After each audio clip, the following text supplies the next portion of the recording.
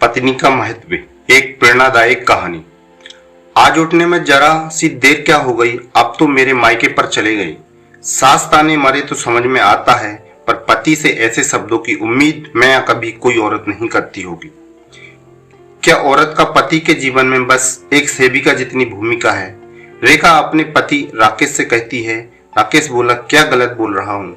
मैंने तुम्हारे मायके में देखा है, जब तक तुम्हारे पापा दुकान नहीं जाते थे तुम्हारी माँ आगे पीछे घूमती रहती थी। एक तुम हो कि घर के फालतू काम में इतनी व्यस्त हो जाती हो कि तुम्हें यह भी नहीं ध्यान रहता कि पति के कपड़े में आयरन हुआ है कि नहीं। सॉरी कहने की जगह तेज आवाज में बात कर रही हो। रेखा बोली, मैं सॉरी क्यों बोलूं जब मेरी कोई गलती ही नहीं है।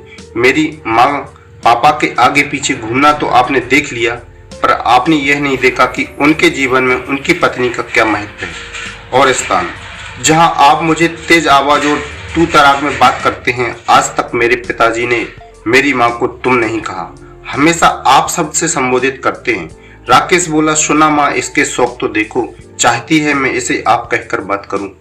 अरे जाओ, पतियों को अब आप करके बात करती हैं, या पति अपने शौक मन में ही रखो, सपने वही देखो जो पूरे हो सके। इतना कहकर राकेश हंसने लगा। रेखा बोली, पतिदेव इज्जत वहीं मिलती है जहां लोग इज्जत देते हैं।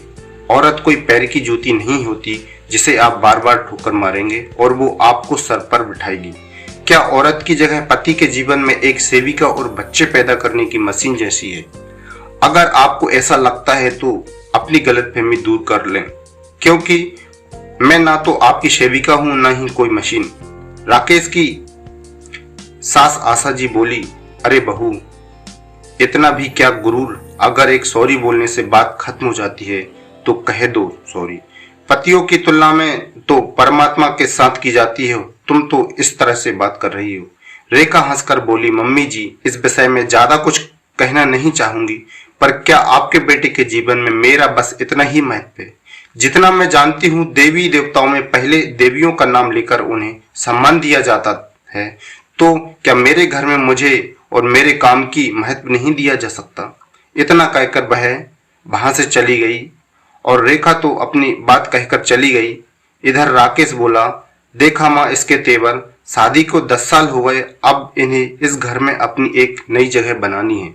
अगर इतना ही है तो कमाएं और खाएं, आखिर रहती तो मेरे पैसों पर है। आशा जी बोली, बेटा, अब मैं इस उम्र में तुम्हारे कपड़ों में आयरन तो नहीं कर सकती, तुम खुद ही कर लो। थोड़े दिन छोड़ दो बहू को, कल को जो तुम कहोगे आखिर उसे वही तो करना होगा। इतना कहकर आशा जी भी अपने कमरे में चली गईं और राकेश को अपने कपड़ों में आयरन खुद करना पड़ा। कुछ दिन तक ऐसा ही चलता रहा। रेखा घर के काम करती, परंतु राकेश का एक काम नहीं करती, जिससे राकेश को बहुत परेशानी हो रही थी। एक दिन आशा जी बोली, बहू आखिर ये कब तक चलेगा? रेखा बोली, जब तक कि आपके बेटे को एहसास न हो जाए कि उनके जीवन और इस घर में मेरा भी कुछ महत्व है, कम से कम तब तक तो ये ऐसा नहीं चलने दीजिए। आशा जी हैरानी से रेखा को देखते रह गईं। एक दिन दफ्तर में राकेश का मित्र बोला, राकेश भाई, लगता है भाभी जी नाराज हैं, तभी आप आजकल ढंग के कपड़े नहीं पहनते और ना ही टिफिन लाते हो। राकेश को बहुत बुरा लगा। घर आकर उसने रेखा को सुनाते हुए माँ से कहा, पत्नी अपना कर्तव्य भले न निभाए, परंतु पति अपनी कमाई से पूरा घर चलाकर अपना फर्ज निभाता है। रेखा को राकेश की बातें बहुत चुभी, लेकिन उसने कुछ नहीं कहा। अगले दिन उसकी पड़ोसन वर्षा बातों बातों में बोली, भाभी, विज्ञान और गणित में आपकी पकड़ बहुत अच्छी है, तभी आपके दोनों बच्चों के अंक बहुत अच्छे आते हैं। आप किसी स्कूल या फिर ट्यूशन क्लास क्यों शुरू नहीं कर देती? कमाई भी हो जाएगी और हमारा भी भला हो जाएगा।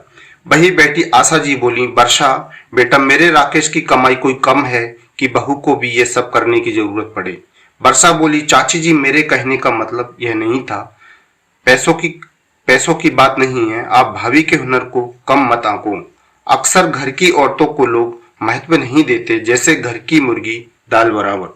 इतना कहकर वो हंसने लगी और थोड़ी देर बाद चली गई। वर्षा की कहीं बात रेखा के दिमाग में चल रही थी।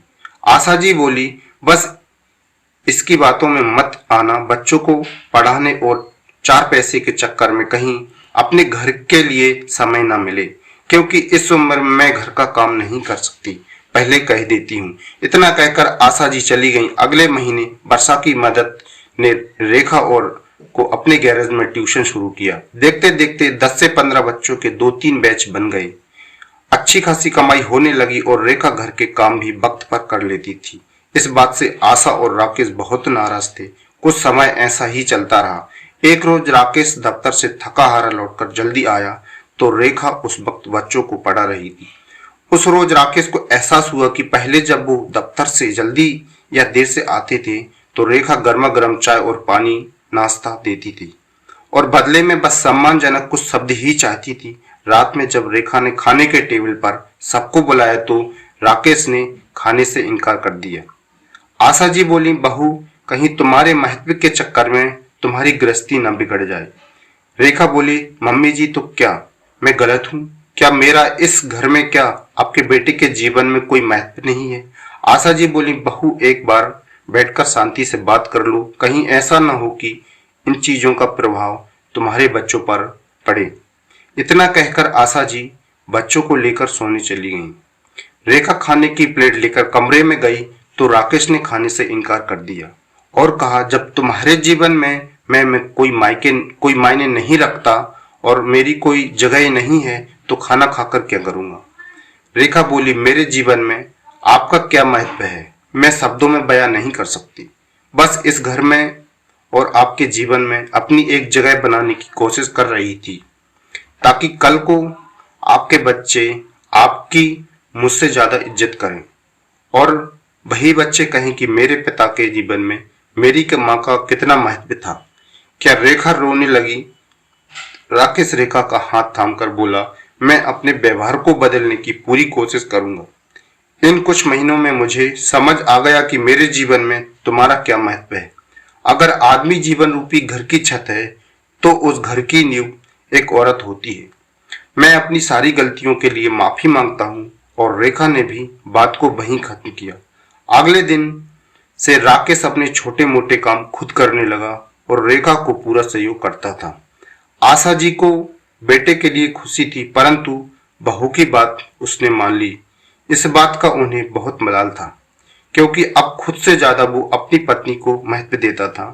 फ्रेंड्स, ये छोटी सी मेरी स्टोरी कैसी लगी? स्टोरी पसंद आई तो वीडियो को लाइक करें, चैनल को सब्सक्राइब करें।